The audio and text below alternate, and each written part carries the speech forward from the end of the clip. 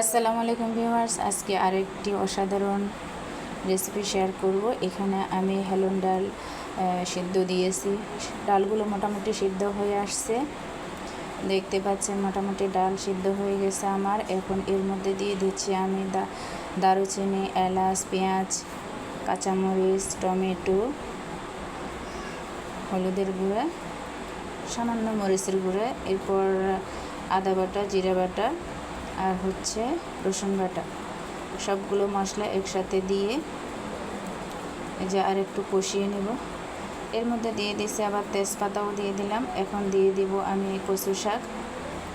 এই শাকগুলো একেবারে টাটকা ফ্রেশ, বাগান থেকে উঠানো।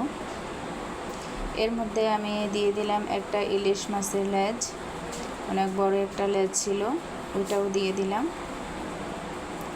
খেতে অসাধারণ টেস্ট। দেখতে পাচ্ছেন আমার শাকের কালারটা অনেক সুন্দর আসছে, আর খেতেও মাশাআল্লাহ অনেক সুস্বাদু হয়েছে।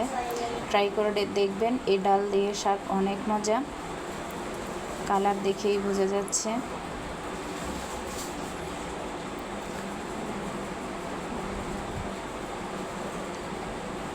এই যে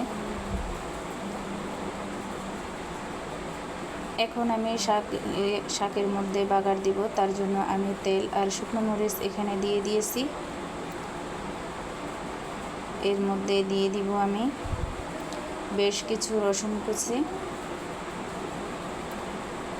রসুন কুচি দিয়ে দিলাম। এখন সবগুলো রসুন আর মরিচগুলো একেবারে লাল লাল করে ভেজে নিব।